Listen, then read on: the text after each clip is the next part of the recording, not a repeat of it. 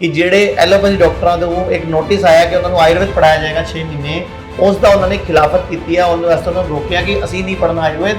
ਉਹਨਾਂ ਨੇ ਬਕਾਇਦਾ ਸੁਪਰੀਮ ਕੋਰਟ ਵਿੱਚ ਇੱਕ केस दायर किया है। Every 7th person is having kidney disease। दुनिया में हर 7वें व्यक्ति को किडनी डिजीज हो रही है। राजू श्रीवास्तव दी मौत नूं मैं तां हत्या या मर्डर कहना मॉडर्न मेडिकल सिस्टम का या वेस्टर्न मेडिकल सिस्टम का कि आप क्या दवाइयाँ खाते रहो या सर्जरी करवाते रहो या स्टेंट डलवाते रहो, ये कोई ट्रीटमेंट थोड़ी है। तो वो पूरे का पूरा पैसे की लूट का मसला है। वो जो वेंटिलेटर वाला के महीना 2-2 महीने वेंटिलेटर पर डाले रखो। नमस्कार, मैं हिम्स हॉस्पिटल चंडीगढ़ से, मेरे साथ हैं डॉक्टर अमर सिंह आज़ाद, MBBS डबल MD, एक MD पीडियाट्रिक्स में और एक MD कम्युनिटी मेडिसिन में हमारे साथ जुड़े हुए हैं। हम इनके साथ जुड़े हुए हैं बेसिकली। तो मैं डॉक्टर साहब से पूछना चाहूँगा कि जो अभी राजू श्रीवास्तव के साथ हुआ वो नेचुरल डेथ थी या अननेचुरल थी, हम इस पर बात करेंगे। और जो पीछे कुछ टाइम से के है, सिद्धार्थ शुक्ला है, ऐसे कितने इंसिडेंट हुए, कपिल देव को स्टंट डला, सौरभ गांगुली को स्टंट डला ऐसे, और अभी जो हमारे एक डांसर है रेमो फर्नांडिस, उनको स्टंट डला। ये देश में चल क्या रहा है और इसका निदान क्या है, उसके बारे में बाद में बात करेंगे। पहले मैं चाहूंगा इनसे कि राजू श्रीवास्तव की डेथ को डॉक्टर साहब आप कैसे देखते हो? चलो, हत्या होती है, कोई इंटेंशन नहीं करता है, क्योंकि नहीं देखो 2010 में उसको पहली बार हार्ट अटैक पड़ा, उस टाइम से लेके अब तक उसको 9 स्टंट डल चुके हैं। तो मुझे बताओ ना, उसकी आर्टरी बची कहाँ होगी? स्टंट ही होंगे सारे उसमें। तो बॉडी के लिए तो फॉरेन पार्टिकल है ना, वो बॉडी ने कोशिश भी की होगी उसको निकालने की, बॉडी लड़ाई भी लड़ रही होगी। अगर 2010 में ही उसको गाइड किया जाता कि डाइट सुधार लो, लाइफस्टाइल सुधार लो, खाने पीने का सिस्टम बता दो, और उसके बाद उसको कोई प्रिकॉशन बताई जाती कि अगर कुछ हो जाए तो ये करना है, तो वो बच जाते। ऐसे कितने लोग गलती कर रहे होंगे? अननेचुरल डेथ तो डेफिनेटली है ही है ना। अब हत्या ना भी, क्योंकि हत्या में एक इरादा होता है। हत्या का मतलब जब कोई आपको हत्या मारने के इरादे से कुछ करे तो उसको हम हत्या बोलेंगे। मेडिकल प्रोफेशन ने उसको मारने के इरादे से नहीं किया, लेकिन उनकी एजुकेशन ही डिफेक्टिव है। उनको ऐसे पढ़ाई ऐसी पढ़ाई गई है कि वो एक उसके जैसे वो खोपे लगे होते हैं आंखों पे, एक ही दिशा में देखते हैं, हॉर्स ब्लाइंडर बोलते हैं। हाँ, घोड़े की आंखों पे लग जाते हैं। तो वो जो हमको ये जो फार्मा कंपनीज का कंट्रोल किया हुआ मेडिकल एजुकेशन सिस्टम है और उसके सिलेबस हैं, और जिस ढंग से फार्मा कंपनीज ने डॉक्टर्स को अपना सेल्समैन बना लिया है, वो सोचने की बात है कि जो मेरा मेडिकल प्रोफेशन है, जिस प्रोफेशन को मैं बिलोंग करता हूँ, मैं उन डॉक्टर्स को अपील करता हूँ कि आप सोचिए कि हम क्यों उन फार्मा कंपनीज के सेल्समैन बन गए हैं। हम क्यों उसी एजुकेशन सिस्टम को फॉलो करना चाहते हैं जो वो फार्मा कंपनीज वाला एजुकेशन सिस्टम हमको पढ़ाता है।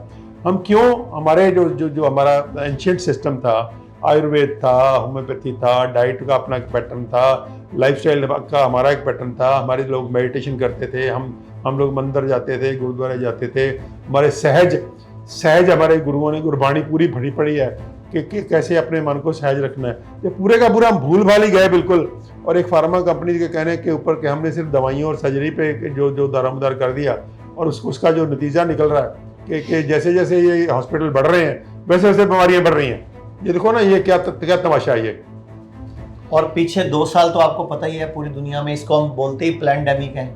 बिल्कुल। ये तो पूरा का पूरा एक षड्यंत्र के तहत पूरी दुनिया का पैसा कुछ खास मुट्ठी भर लोगों के हाथ में जाना, और पूरी की पूरी जो सत्ता है, जो पावर्स हैं, वो किसी 1-2 लोगों के पास जाना। ये पूरा का पूरा पैंडेमिक, पहले ये खेल अमेरिका खेला करता था 2009 में स्वाइन फ्लू के नाम पे, अभी 2020-21 में इसको चाइना ने खेला।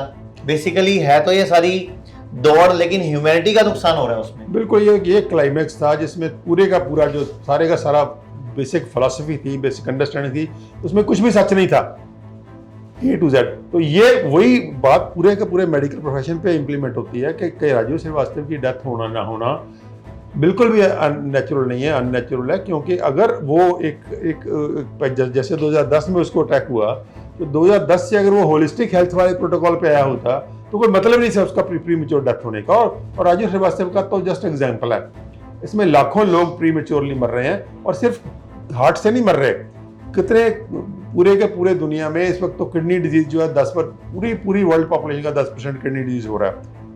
Every 7th person is having kidney disease. दुनिया में हर 7वें व्यक्ति को किडनी डिजीज हो रही है। उसमें से 9 को पता ही नहीं कि मुझे किडनी डिजीज है। सिर्फ 10% को पता लगता है कि वो किडनी को जो एडवांस केसेस होते हैं। तो लिवर फेल हो रहे हैं, ऑटोइम्यून डिसऑर्डर्स हो रहे हैं, डायबिटीज़ की कितनी लाखों लोगों की टांगें कट्टी जा रही हैं, लाखों की आंखें खराब हो रही हैं, लाखों की किडनी फेल हो रही है, लाखों को हार्ट अटैक्स भी डायबिटीज से जल्दी होते हैं। तो ये पूरे का पूरा जो पूरे का सिस्टम पढ़ाने का हमारा है मॉडर्न मेडिकल सिस्टम का या वेस्टर्न मेडिकल सिस्टम का कि आप क्या दवाइयाँ खाते रहो या सर्जरी करवाते रहो या स्टंट डलवाते रहो, ये कोई ट्रीटमेंट थोड़ी है। आप ये जस्ट मैनेजमेंट। हाँ, आप डिजीज को मैनेज कर रहे हो। देखो, डिजीज को मैनेज नहीं कर रहे, बेसिकली सामने वाले की पॉकेट को मैनेज कर रहे हो। वो तो है ही, वो तो फार्मा कंपनी का मॉडल ही ऐसा बनाया हुआ है कि वो कमर्शियल है, वो उसका एंगल ही कमर्शियल है। क्योंकि आपने पूरे का पूरा जो आप हॉस्पिटल में जाओगे या उनको डॉक्टर के पास जाओगे तो पूरा सिस्टम ही ऐसा आपको दिखेगा कि वो सारे का सारा आपकी पॉकेट खाली करवाने का एक बहुत बड़ा एक जिसको चेन है पूरी। अब जाने से लेके ओपीडी में दिखाने से लेके टेस्ट करवाने से लेके दवाइयाँ खाने से लेके सर्जरी करवाने तक और बड़े बड़े एडवांस टेस्ट करवाने तक पूरी चेन है वो। तो उसमें अल्टीमेटली क्या पल्ले क्या पड़ता है पेशेंट के, आप सारी उम्र दवाई खाते रहो। आपको शुगर है, सारी उम्र दवाई खाओ, बीपी है तो सारी उम्र दवाई खाओ, ये स्टंट आफ्टर स्टंट डलवाते रहो जैसे राजू श्रीवास्तव को डाले हुए थे। और फिर भी कम से कम वो 40 साल 50 साल। डॉक्टर साहब, मैं आपसे एक सवाल पूछूंगा। राजू श्रीवास्तव को लगभग 45 दिन पहले ये प्रॉब्लम आई थी। 40-41 दिन उसने हॉस्पिटल में लड़ाई लड़ी। हॉस्पिटल में 41 दिन में वो ऐसा क्या करते हैं जिससे वो पेशेंट को बचाते हैं? ये वो भी एक बहुत बड़ा फ्रॉड है कि जो वेंटिलेटर पे चला गया व्यक्ति, वेंटिलेटर वाला व्यक्ति दो दिन में 3 दिन में वापस आ जाए तो आ जाए, उसमें तो कुछ लोग बच जाते हैं। लेकिन जो लोग लंबे होते हैं कोई बचता है नहीं उसमें। तो अब बेचारे फैमिली की या फैमिली आपकी सर जो इंश्योरेंस भी हुई है वो भी लोगों को ही पैसे हैं कहीं ना कहीं से, किसी की जेब से तो आते ही है ना। तो वो पूरे का पूरा पैसे की लूट का मसला है। वो जो वेंटिलेटर वाला के महीना 2 महीने वेंटिलेटर पे डाले रखो, तो वो मुझे लगता है वो भी वो अपनी किस्म का। और उस दौरान ग्लूकोज की बोतल चढ़ी हुई है, इंजेक्शंस लग रहे हैं, दवाइयां बॉडी में ट्रांसफर की जा रही हैं, बॉडी की सेल्फ इम्यूनिटी वो तो टाइम ही नहीं मिल रहा ना सेल्फ हीलिंग करने का। धूप वहां आ नहीं रही है, किसी तरह का पत्ता नहीं गया मुंह में, किसी तरह की चीज नहीं गई मुंह में, बॉडी में नेचुरल कुछ गया नहीं, प्राकृतिक हवा भी नहीं आ रही वहां, तो धूप तो दूर की बात है। डॉक्टर साहब, राजू श्रीवास्तव दी मौत ਨੂੰ मैं ਤਾਂ हत्या या मर्डर कहना, ਤੁਹਾਡਾ ਇਹਦੇ ਬਾਰੇ ਕੀ ਓਪੀਨੀਅਨ ਹੈ? ਕਿਉਂਕਿ ਤੁਸੀਂ ਜਿਹੜੀ ਗੱਲ ਕਰ ਰਹੇ ਹੋ ਉਹ ਤੁਸੀਂ ਸਿਸਟਮ ਦੀ ਨੈਗਲੀਜੈਂਸੀ, ਇਸ ਸਿਸਟਮ ਜੋ ਬਣ ਚੁੱਕਾ ਹੋਇਆ ਹੈ ਡਾਕਟਰਾਂ ਨੂੰ ਫੋਲੋ ਕਰਨ ਦੀ ਗੱਲ ਕਰ ਰਹੇ ਹੋ। मैं कहना अगर एक बंदे ਨੂੰ सही राय नहीं दी गई तो वो भी तो मर्डर ही है ना, एक तरह तो गलती है ना वो तो। नहीं देखो, मर्डर कहना तो शायद थोड़ा जाती होगी फैशन नाल, क्योंकि मर्डर ਹੁੰਦਾ ਹੈ ਤੁਹਾਡਾ ਇਰਾਦਾ ਹੀ ਮਾਰਨ ਦਾ ਸੀਗਾ, ਇਰਾਦਾ ਤੁਹਾਨੂੰ ਬਚਾਉਣ ਦਾ ਸੀਗਾ। ਲੇਕਿਨ ਬਚਾਉਣ ਦਾ ਢੰਗ ਸੀਗਾ ਉਹ ਵਿਗਿਆਨ, ਕਿਉਂਕਿ ਜਿਹੜੀ ਚੀਜ਼ ਸਾਇੰਸ ਚ ਹਿਊਮੈਨਿਟੀ ਕੋਲ ਅਵੇਲੇਬਲ ਹੈ, ਸਪੋਜ਼ ਸਾਡੇ ਕੋਲ ਇੱਕ ਸਾਇੰਸ ਅਵੇਲੇਬਲ ਹੈ, ਤੁਸੀਂ ਉਸ ਸਾਇੰਸ ਨੂੰ ਕਹਿੰਦੇ ਹੋ ਕਿ ਇਹ ਸਾਇੰਸ ਅਸੀਂ ਨਹੀਂ ਮੰਨਦੇ। ਇਹ ਮਸਲਾ ਹੈ ਕਿ ਜਿਹੜਾ ਮਾਡਰਨ ਮੈਡੀਕਲ ਸਿਸਟਮ ਹੈ, ਵੈਸਟਰਨ ਮੈਡੀਕਲ ਸਿਸਟਮ ਹੈ, ਉਹ ਕਹਿੰਦਾ ਜੀ ਅਸੀਂ ਤੁਹਾਡੀ ਸਾਇੰਸ ਨੂੰ ਸਾਇੰਸ ਹੀ ਨਹੀਂ ਮੰਨਦੇ।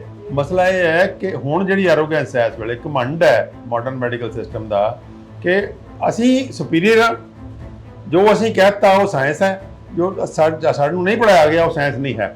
ਉਹਦਾ ਤੁਸੀਂ ਜਿਹੜੀ ਉਦਾਹਰਨ ਆਪਾਂ ਪਿਛਲੇ 2 ਸਾਲ 'ਚ ਜਿਹੜੀ ਦੇਖੀ ਹੈ ਕਿ ਪੂਰੇ ਦਾ ਪੂਰੀ ਦੁਨੀਆ ਨੂੰ ਨਚਾਇਆ ਗਿਆ, ਜਿਵੇਂ ਆਪ ਜਿਹਨੂੰ ਪੈਂਡੇਮਿਕ ਕਹਿੰਦੇ ਆ, ਹਾਂ ਪੂਰੀ ਦੁਨੀਆ ਨੂੰ ਨਚਾਇਆ ਗਿਆ। ਔਰ ਜੇ ਕੋਈ ਗੱਲ ਸਾਇੰਸ ਨਹੀਂ ਹੈ, ਸੋਰੇ ਸਾਰੇ ਦਾ ਸਾਰਾ ਝੂਠ ਹੈ, ਟੋਟਲ ਝੂਠ ਹੈ, ਉਹਦੀ ਸਮਝ ਝੂਠ ਹੈ, ਉਹਦੀ ਦਵਾਈ ਝੂਠ ਹੈ, ਉਹਦਾ ਟੀਕਾ ਝੂਠ ਹੈ, ਕੁਝ ਵੀ ਸੱਚ ਨਹੀਂ ਹੈ।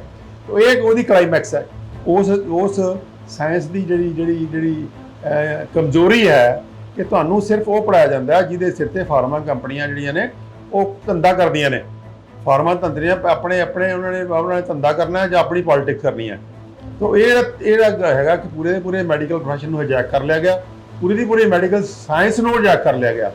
ਉਹਦੇ 'ਚ ਮੈਡੀਕਲ ਪ੍ਰੋਫੈਸ਼ਨ ਨੂੰ ਇਹ ਕਹਿਣਾ ਕਿ ਉਹ ਮਰਡਰ ਕਰਦੇ ਆ, ਇਹ ਥੋੜੀ ਜ਼ਿਆਦਤੀ ਹੋ ਜਾਏਗੀ। ਨਹੀਂ, ਮੈਂ ਤੁਹਾਨੂੰ ਇੱਕ ਗੱਲ ਕਹਿਣਾ ਚਾਹੂੰਗਾ। ਮੇਰੇ ਕੋਲ ਇੱਕ ਰਿਪੋਰਟ ਹੈਗੀ ਹੈ ਲੈਂਸੈਟ 'ਤੇ ਛਪੀ ਹੋਈ ਕਿ ਯੂਰੋਪੀਅਨ ਸਟੈਂਡਰਡਸ ਦੇ ਉੱਤੇ ਹਿੰਦੁਸਤਾਨੀ ਸਟੰਟ ਪੈਂਦੇ ਆ।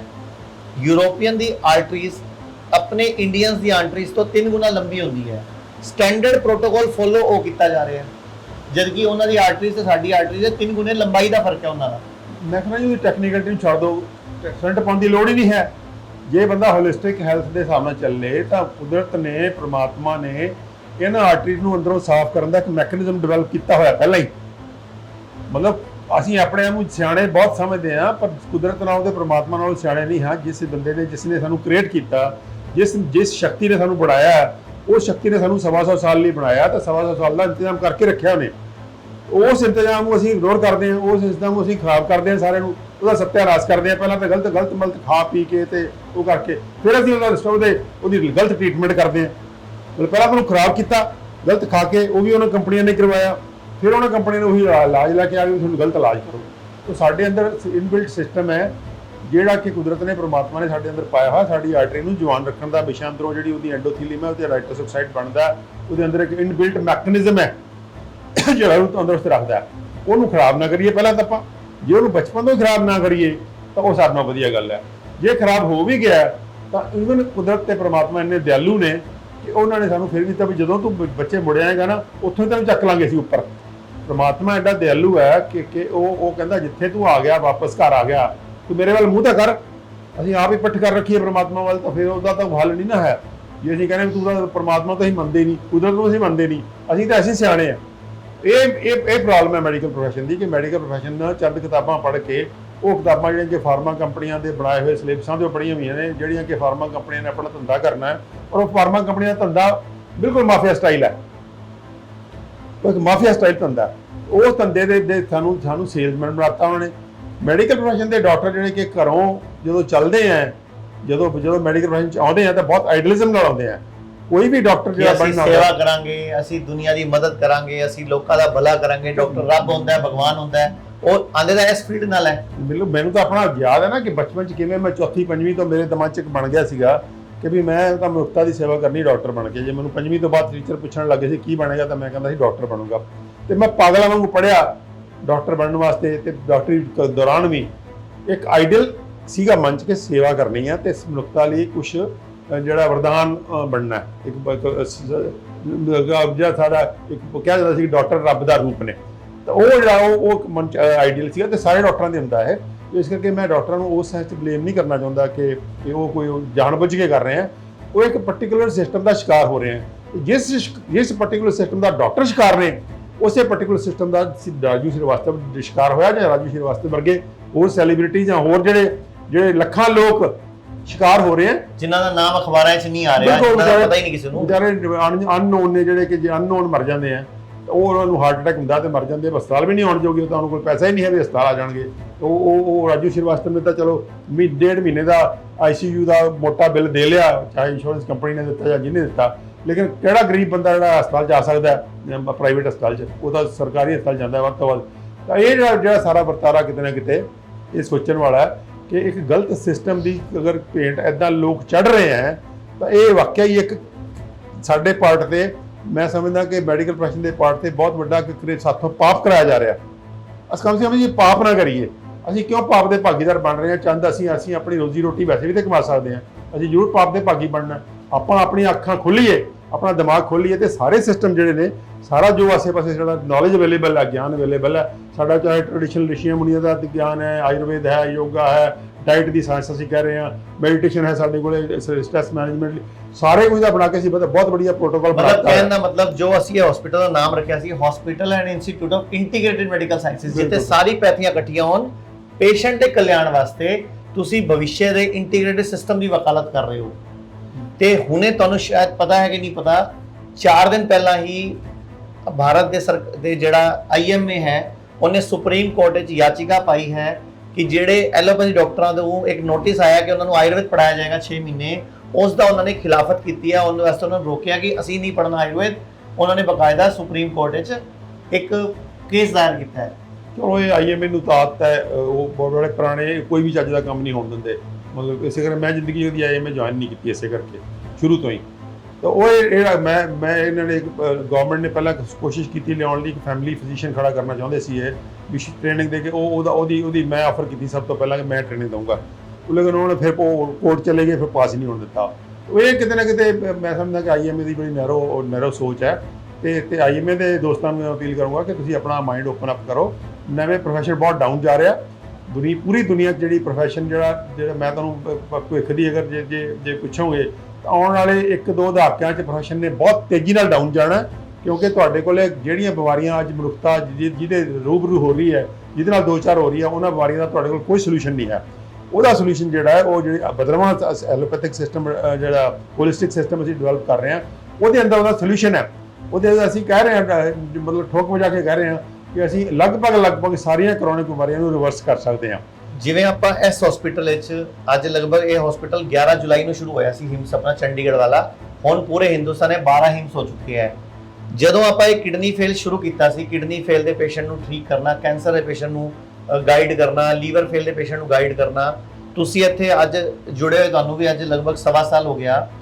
ਤੁਸੀਂ ਆਪਣੇ ਆਪ ਦੇਖੋ ਕਿ ਕਿੰਨੇ ਕੁ ਤੁਹਾਨੂੰ MBBS ਡਾਕਟਰਾਂ ਨੇ ਅਪਰੋਚ ਕੀਤਾ ਕਿ ਜਿਨ੍ਹਾਂ ਨੇ ਤੁਹਾਨੂੰ ਖੁਦ ਕਿਹਾ ਕਿ ਅਸੀਂ ਸਿੱਖਣਾ ਚਾਹੁੰਦੇ ਹਾਂ ਕਿ ਤੁਸੀਂ ਕਿਡਨੀ ਫੇਲ ਕਿਵੇਂ ਰਿਵਰਸ ਕਰ ਰਹੇ ਹੋ, ਤੁਸੀਂ ਲੀਵਰ ਫੇਲ ਕਿਵੇਂ ਰਿਵਰਸ ਕਰ ਰਹੇ ਹੋ, ਤੁਸੀਂ ਪਟਿਆਲਾ ਬੈਠ ਕੇ ਡਾਈਟਰਲ ਕਿਵੇਂ ਰਿਵਰਸ ਕਰ ਰਹੇ ਹੋ, ਤੁਹਾਡਾ ਹਿਮਸ ਕਿਵੇਂ ਕਰ ਰਿਹਾ ਹੈ। ਤੁਹਾਨੂੰ ਕੁਝ ਮਾਡਰਨ ਪ੍ਰੈਕਟੀਸ਼ਨਰਸ ਨੇ ਕੁਝ ਅਪਰੋਚ ਕੀਤਾ ਅੱਜ ਤੱਕ ਇਸ ਬਾਰੇ 'ਚ? ਹਾਂ, ਨਹੀਂ ਕੀਤਾ, ਬਿਲਕੁਲ ਕੀਤਾ। ਉਹ ਲੇਕਿਨ ਗਿਣਤੀ ਬਹੁਤ ਥੋੜੀ ਹੈ, ਇਹੋ ਜਿਹੇ ਮੈਡੀਕਲ ਪ੍ਰੋਫੈਸ਼ਨ ਮੇਰਾ ਮੇਨ ਈਗੋ ਆ ਰਹੀ ਹੈ ਵਿੱਚ, ਮੇਨ ਕਹਿਣ ਦਾ ਮਤਲਬ ਇਹ ਹੈ। ਹਾਂ, ਉਹ ਤਾਂ ਪ੍ਰੋਬਲਮ ਇਹ ਹੈ ਕਿ ਜਿਸ ਦਿਨ ਬੱਚਾ ਮੈਡੀਕਲ ਕਾਲਜ 'ਚ ਦਾਖਲ ਹੋ ਜਾਂਦਾ MBBS 'ਚ, ਉਸ ਦਿਨ ਉਹਦੇ ਦਿਮਾਗ 'ਚ ਪਾਤਾ ਜਾਂਦਾ ਵੀ ਤੇਰੇ ਤੋਂ ਉੱਪਰ ਕੋਈ ਦੁਨੀਆ 'ਚ ਬੰਦਾ ਨਹੀਂ ਹੈ, ਤੇ ਤੂੰ ਸਭ ਤੋਂ ਸਿਆਣਾ ਹੈ ਤੇ ਤੇਰੇ ਤੋਂ ਸਿਆਣਾ ਕੋਈ ਹੈ ਨਹੀਂਗਾ। ਉਹ ਜਿਹੜੀ ਐਰੋਗੈਂਸ ਉੱਥੋਂ ਸ਼ੁਰੂ ਹੁੰਦੀ ਹੈ, ਫਸਟ ਈਅਰ ਮੈਡੀਕਲ MBBS ਤੋਂ। ਉਹ ਫਿਰ ਈਗੋ ਨੂੰ ਬਹੁਤ ਪੱਠੇ ਪਾਏ ਜਾਂਦੇ ਆ ਲਗਾਤਾਰ, ਉਹ ਅਲੱਗ-ਅਲੱਗ ਤਰੀਕੇ ਨੇ ਪੱਠੇ ਪਾਉਣ ਦੇ, ਤੇ ਉਹਨੂੰ ਫਿਰ ਜਦ ਤੱਕ ਉਹ ਡਾਕਟਰ ਬਣ ਕੇ ਨਿਕਲਦਾ ਤਾਂ ਉਹ ਇੱਕ ਐਸੀ ਈਗੋ ਨਾਲ ਭਰਿਆ ਹੁੰਦਾ ਹੈ ਕਿ ਉਹ ਕਹਿੰਦਾ ਵੀ ਮੈਨੂੰ ਆਸੇ-ਪਾਸੇ ਦੇਖਣ ਦਾ ਕੋਈ ਮਤਲਬ ਨਹੀਂ ਹੈ, ਮੈਂ ਤਾਂ ਇਹੀ ਕੁਝ ਸਿੱਖਣਾ, ਤਾਂ ਇਹੀ ਕੁਝ ਕਰਨਾ ਹੈ। ਉਹਦੇ ਜਿਹੜੀ ਬੇਨਤੀ ਹੈ ਸਾਰੇ ਪ੍ਰੋਫੈਸ਼ਨ ਦੇ ਦੋਸਤਾਂ ਨੂੰ ਕਿ ਆਪਣਾ ਮਾਈਂਡ ਓਪਨ ਅਪ ਕਰੀਏ। ਅਸੀਂ ਹੀਲਰ ਹਾਂ, ਬੇਸਿਕਲੀ ਹੀਲਰ ਹਾਂ। ਇਹ ਗੌਤਮ ਬੁੱਧ ਤੋਂ ਲੈ ਕੇ ਸਾਡੇ ਜਿਹੜੇ ਰਿਸ਼ੀ ਮੁਨੀ ਸੀ, ਉਹ ਵੀ ਆਪਣੇ ਆਪ ਨੂੰ ਹੀਲਰ ਕਹਿੰਦੇ ਸੀ। ਗੌਤਮ ਬੁੱਧ ਵੀ ਇਹੀ ਕਹਿੰਦਾ ਸੀਗਾ ਕਿ ਮੈਂ ਹੀਲਰ ਹਾਂ, ਤੇ ਬਾਬਾ ਨਾਨਕ ਵੀ ਇਹੀ ਕਹਿੰਦਾ ਸੀ ਵੀ ਮੈਂ ਹੀਲਰ ਹਾਂ, ਤੇ ਓਸ਼ੋ ਕਹਿੰਦਾ ਮੈਂ ਵੀ ਹੀਲਰ ਹਾਂ। ਤਾਂ ਕੋਈ ਸੰਤ ਮਹਾਤਮਾ ਜਿਹੜਾ ਹੁੰਦਾ, ਸਾਰੇ ਇਹੀ ਕਹਿੰਦੇ ਆ ਕਿ ਹੀਲ ਦਾ ਮਤਲਬ ਹੁੰਦਾ ਹੈ ਕਿ ਜਿਹੜੀ ਬਾਡੀ ਕੋਈ ਬਿਮਾਰ ਹੋ ਗਈ ਹੈ, ਜਿਹੜਾ ਮਾਈਂਡ ਕੋਈ ਬਿਮਾਰ ਹੋ ਗਿਆ, ਉਹਨੂੰ ਅਸੀਂ ਹੀਲ ਕਰਕੇ ਵਾਪਸ ਲੈ ਕੇ ਆਉਣਾ। ਅਸੀਂ ਸਾਰੇ ਹੀਲਰ ਹਾਂ। ਹੀਲਰ ਕਰਨ ਲਈ ਅਗਰ ਤੁਹਾਡੇ ਕੋਲ ਨੌਲੇਜ ਕੋਈ ਕਿਸੇ ਹੋਰ ਪੈਥੀ ਦੇ ਨਾਂ ਤੇ ਹੈਗਾ, ਤਾਂ ਉਹਦੇ ਤੋਂ ਜਿਹੜਾ ਆਪਣੀਆਂ ਅੱਖਾਂ ਬੰਦ ਕਰਨੀਆਂ ਤੇ ਆਪਣੇ ਦਰਵਾਜ਼ੇ ਬੰਦ ਕਰਨੇ ਦਿਮਾਗ ਦੇ, ਇਹ ਬਹੁਤ ਹੀ ਵੱਡਾ ਪਾਪ ਹੈ ਜਿਹੜਾ ਸਾਥੋਂ ਅਣਜਾਣੇ 'ਚ ਹੋਇਆ, ਉਹ ਕਰਵਾ ਰਹੇ ਹੋ ਜਾਂ ਹੋ ਰਿਹਾ ਸਾਥੋਂ। ਤੇ ਮੈਂ ਸਮਝਦਾ ਕਿ ਇਸ ਪਾਪ ਨੂੰ ਸਾਨੂੰ ਨਹੀਂ ਕਰਨਾ ਚਾਹੀਦਾ। ਇਹ ਜਿਹੜਾ ਆਪਣਾ ਮਾਈਂਡ ਓਪਨ ਅਪ ਕਰਕੇ ਆਪਾਂ ਜਿੱਥੋਂ ਵੀ ਨੌਲੇਜ ਮਿਲਦਾ ਹੈ, ਸਾਨੂੰ ਕਿਸੇ ਵੀ ਜਿਹੜਾ ਮਨੁੱਖ ਸਰੀਰਕ ਤੌਰ ਤੇ, ਮਾਨਸਿਕ ਤੌਰ ਤੇ ਜੇ ਉਹ ਕੋਈ ਅਨਵੈਲ ਹੈਗਾ, ਉਹ ਬਿਮਾਰ ਹੋ ਗਿਆ, ਤਾਂ ਸਾਡਾ ਫਰਜ਼ ਹੈ ਕਿ ਉਹਨੂੰ ਵਾਪਸ ਅਸੀਂ ਲੈ ਕੇ ਆਈਏ ਆਪਣੀ ਓਰੀਜਨਲ ਪੋਜੀਸ਼ਨ 'ਚ। ਉਹਦੇ ਲਈ ਜੋ ਵੀ ਨੌਲੇਜ ਅਵੇਲੇਬਲ ਹੈ, ਅਸੀਂ ਉਹਨੂੰ ਹੋਲਿਸਟਿਕ ਹੈਲਥ ਕਰਨੇ ਆ। ਅਸੀਂ ਕੋਈ ਐਲੋਪੈਥੀ ਦੇ ਕਿਸੇ ਦੀ ਮੁਖਾਲਫਤ ਨਹੀਂ ਕਰ ਰਹੇ, ਨਾ ਕਿਸੇ ਦੇ ਖਿਲਾਫ ਬੋਲ ਰਹੇ ਹਾਂ। ਸਾਰੇ ਸਿਸਟਮ ਅੱਛੇ ਨੇ, ਸਾਰੇ ਸਿਸਟਮ ਵਧੀਆ ਨੇ, ਸਾਰੇ ਸਿਸਟਮਾਂ ਦੀ ਆਪਣੀ ਬਿਊਟੀ ਹੈ। ਤਾਂ ਆਪਣੇ ਸਾਰੇ ਸਿਸਟਮਾਂ ਨੂੰ ਇੰਟੈਗਰੇਟ ਕਰਕੇ ਜਿਹੜਾ ਇੱਕ ਪੈਕੇਜ ਦੇ ਸ਼ਕਲ ਦਈਏ, ਤਾਂ ਕਿ ਉਹ ਬੰਦਾ ਵਾਪਸ ਹੀਲ ਹੋ ਕੇ ਇੱਕ ਆਪਣੀ ਪੂਰੀ ਦੀ ਪੂਰੀ ਉਮਰ, ਜਿਹੜੀ ਕਿ ਸਾਇੰਸ ਕਹਿੰਦੀ ਹੈ 125 ਸਾਲ, ਤੇ ਕਮ ਸੇ ਕਮ 100 ਸਾਲ ਜਿਹੜੀ ਹੈ, ਉਸ ਤੋਂ ਪਹਿਲਾਂ ਕੋਈ ਵਿਅਕਤੀ ਨਹੀਂ ਮਰਨਾ ਚਾਹੀਦਾ। 100 ਸਾਲ ਦੀ ਮੈਚੁਰ ਉਮਰ ਤੋਂ ਪਹਿਲਾਂ ਕੋਈ ਵਿਅਕਤੀ ਨਹੀਂ ਮਰਨਾ ਚਾਹੀਦਾ। 100 ਸਾਲ ਤੋਂ ਲੈ ਕੇ 125 ਸਾਲ ਦੇ ਵਿਚਾਲੇ ਮਰਨਾ ਨੈਚੁਰਲ ਹੈ। ਉਹ ਨੈਚੁਰਲ ਕਿਉਂਕਿ ਕੁਦਰਤ ਦਾ ਨਿਯਮ ਬਣਿਆ ਹੋਇਆ, ਉਸ ਮੌਤ ਤੋਂ ਡਰਨਾ ਵੀ ਨਹੀਂ ਚਾਹੀਦਾ। ਤਾਂ ਉਹ ਜਿਹੜਾ ਨਿਯਮ ਹੈ, ਉਸ ਨਿਯਮ ਨੂੰ ਅਗਰ ਅਸੀਂ 60-70 ਸਾਲ, 40 ਸਾਲ, 50 ਸਾਲ 'ਚ ਕੋਈ ਬੰਦਾ ਮਰਦਾ ਹੈ, ਬਹੁਤ ਵੱਡਾ ਘਾਟਾ ਪੈਂਦਾ ਉਸ ਵਿਅਕਤੀ ਨੂੰ, ਉਸ ਵਿਅਕਤੀ ਦੇ ਪਰਿਵਾਰ ਨੂੰ, ਔਰ ਪੂਰੇ ਸਮਾਜ ਨੂੰ। ਔਰ ਮੈਂ ਸਮਝਦਾ ਕਿ ਪ੍ਰਮਾਤਮਾ ਦੀ ਵੀ GDP ਤੇ ਵੀ ਇਫੈਕਟ ਆਉਂਦਾ ਉਸ ਚੀਜ਼ ਦਾ, ਕਿਉਂਕਿ GDP ਬਹੁਤ ਛੋਟੀ ਚੀਜ਼ ਹੈ। ਮੈਂ ਕਹਿੰਦਾ ਜੀ ਪ੍ਰਮਾਤਮਾ ਦੀ ਬਹੁਤ ਵੱਡੀ ਹੱਦ ਤੱਕ ਹੈ। ਜਿਸ ਪ੍ਰਮਾਤਮਾ ਨੇ ਤੁਹਾਨੂੰ 125 ਸਾਲ ਲਈ ਬਣਾਇਆ, 100 ਸਾਲ ਲਈ ਬਣਾਇਆ, ਜੇ ਤੁਸੀਂ ਆਪਣੀ ਬੇਵਕੂਫੀਆਂ ਨਾਲ ਜਾਂ ਕਿਸੇ ਪਾਰਟਿਕੂਲਰ ਮੈਡੀਕਲ ਪ੍ਰੋਫੈਸ਼ਨ ਦੀ ਆਪਣੀ ਜਿਹੜੀ ਨੈਰੋ ਮਾਈਂਡਡਨੈਸ ਨਾਲ ਕੋਈ ਵਿਅਕਤੀ 100 ਸਾਲ ਤੋਂ ਪਹਿਲਾਂ ਮਰਦਾ ਹੈ, ਤਾਂ ਉਹ ਕੁਦਰਤ ਦੀ, ਉਸ ਪ੍ਰਮਾਤਮਾ ਦੀ ਬਹੁਤ ਵੱਡੀ ਹੱਦ ਤੱਕ ਹੈ। ਤਾਂ ਮੈਨੂੰ ਲੱਗਦਾ ਕਿ ਇਸ ਤੋਂ ਵੱਡਾ ਕੋਈ ਪਾਪ ਨਹੀਂ ਹੈ। ਇਸ ਪਾਪ ਤੋਂ ਬਾਜ਼ ਆਉਣਾ ਚਾਹੀਦਾ ਹੈ, ਔਰ ਸਾਨੂੰ ਆਪਣਾ ਮਾਈਂਡ ਔਰ ਜਿਹੜੇ ਦਿਮਾਗ ਦੇ ਦਰਵਾਜ਼ੇ ਖੁੱਲ੍ਹੇ ਰੱਖਣੇ ਚਾਹੀਦੇ ਹੈ, ਔਰ ਸਾਰਾ ਕੁਝ ਸਿੱਖਣਾ ਚਾਹੀਦਾ ਸਾਨੂੰ।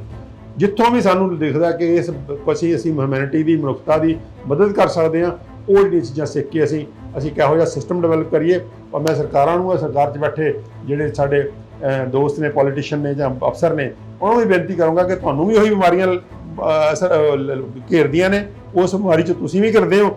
ਤਾਂ ਇਸ ਕਰਕੇ ਜੇ ਆਪਾਂ ਇਸ ਸਿਸਟਮ ਨੂੰ ਆਪਣੇ ਹਸਪੀਟਲਾਂ 'ਚ, ਆਪਣੇ ਹੈਲਥ ਸੈਂਟਰਾਂ 'ਚ ਆਪਣੇ ਲੈ ਕੇ ਆਵਾਂਗੇ, ਤਾਂ ਸਾਡੇ ਪੋਲੀਟੀਸ਼ੀਅਨ ਔਰ ਜਿਹੜੇ ਅਫਸਰ ਨੇ, ਉਹ ਵੀ ਪੂਰੀ ਉਮਰ ਭੋਗਣਗੇ। ਜਿਹੜੇ ਕਿ ਉਹ ਵੀ ਅੱਜ ਜਿਹੜੇ ਨੇ, ਮੈਂ ਦੇਖਿਆ ਕਿ ਕੋਈ ਪੋਲੀਟੀਸ਼ੀਅਨ, ਕੋਈ ਅਫਸਰ ਜਿਹੜਾ ਉਹ ਸਿਹਤਮੰਦ ਨਹੀਂ ਹੈ, ਉਹ ਸਵਸਥ ਹੋ ਹੀ ਨਹੀਂ ਸਕਦਾ ਨਾ, ਕਿਉਂਕਿ ਉਹਨਾਂ ਦੀ ਦੋਸਤੀਆਂ ਹੀ ਪੜ੍ਹੇ ਲਿਖੇ ਡਾਕਟਰਾਂ ਨੇ। ਉਹ ਸੋਚਦੇ ਜਿਹੜਾ ਡਾਕਟਰ ਅੰਗਰੇਜ਼ੀ ਬੋਲਦਾ ਹੈ, ਜਿਹੜਾ MBBS ਹੈ, ਬਸ ਉਹੀ ਡਾਕਟਰ ਹੈ, ਬਾਕੀ ਸਭ ਦਾ ਝੋਲਾ ਛਾਪ। ਇਸ ਕਰਕੇ ਸਾਰੇ ਮਾਈਂਡ ਸੈਟ ਹੀ ਇਸ ਤਰ੍ਹਾਂ ਦਾ ਬਣਿਆ ਹੋਇਆ ਹੈ। ਸਾਰੇ ਪੋਲੀਟੀਸ਼ੀਅਨਾਂ ਤੇ ਸਾਰੇ ਅਫਸਰਾਂ ਨੂੰ ਬੇਨਤੀ ਹੈ ਕਿ ਤੁਸੀਂ ਪਾਵਰ 'ਚ ਬੈਠੇ ਹੋ, ਤੁਸੀਂ ਹਸਪਤਾਲਾਂ ਦੇ ਮਾਲਕ ਹੋ, ਤੁਸੀਂ ਆਪਣੇ ਸਾਡੇ ਹਸਪਤਾਲਾਂ ਦੇ ਅੰਦਰ, ਸਾਡੇ ਹੈਲਥ ਸਿਸਟਮ ਦੇ ਅੰਦਰ ਅਸੀਂ ਹੋਲਿਸਟਿਕ ਹੈਲਥ ਕੇਅਰ ਨੂੰ ਪ੍ਰਮੋਟ ਕਰੀਏ, ਨਾ ਕਿ ਇੱਕ ਪਰਟੀਕੂਲਰ ਸਿਸਟਮ ਨੂੰ ਜਿਹੜਾ ਸਾਨੂੰ ਵੈਸਟਰਨ ਕੰਟਰੀ 'ਚੋਂ ਆਇਆ ਤੇ ਜਿਹਦਾ ਇੱਕੋ ਹੀ ਮਕਸਦ ਹੈ ਫਾਰਮਾ ਕੰਪਨੀਆਂ ਦੀਆਂ ਜੇਬਾਂ ਭਰਨਾ।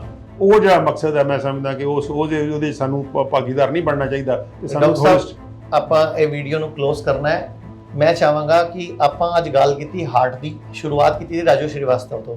ਕੋਈ ਐਵੇਂ ਦੀ 5 ਗੱਲਾਂ ਜਿਹੜਾ ਪੇਸ਼ੈਂਟ ਘਰੇ ਅਪਣਾ ਸਕੇ ਹਾਰਟ ਦੀ ਪ੍ਰੋਬਲਮ ਜਾਂ ਹੋਰ ਬਿਮਾਰੀਆਂ ਤੋਂ ਬਚਣ ਵਾਸਤੇ, ਉਹ ਤੁਸੀਂ ਪਲੀਜ਼ ਇੱਕ ਵਾਰੀ ਸੁਜੈਸਟ ਕਰ ਦਿਓ। ਕੋਈ 5 ਗੱਲਾਂ ਐਵੇਂ ਦੀਆਂ ਜਿਹੜੀਆਂ ਲੋਕ ਅਪਣਾ ਲੈਣ। 5 ਗੱਲਾਂ 'ਚ ਬਸ ਉਹ 5 ਗੱਲਾਂ ਇਹੀ ਨੇ। ਇੱਕ ਤਾਂ ਡਾਈਟ ਦੇ ਬਾਰੇ ਅਸੀਂ ਬਹੁਤ ਨੌਲੇਜ ਜਿਹੜਾ ਹੈ ਉਹ ਗਰੁੱਪਾਂ 'ਚ, ਵੀਡੀਓ 'ਚ ਸ਼ੇਅਰ ਕਰ ਚੁੱਕੇ ਹਾਂ। ਸੋ ਜੇ ਤੁਸੀਂ ਥੋੜਾ ਜਿਹਾ ਆਪਣਾ ਮਾਈਂਡ ਓਪਨ ਕਰੋਗੇ ਤੁਹਾਨੂੰ ਡਾਈਟ ਦਾ ਪੂਰਾ ਪੈਟਰਨ ਮਿਲ ਜਾਏਗਾ।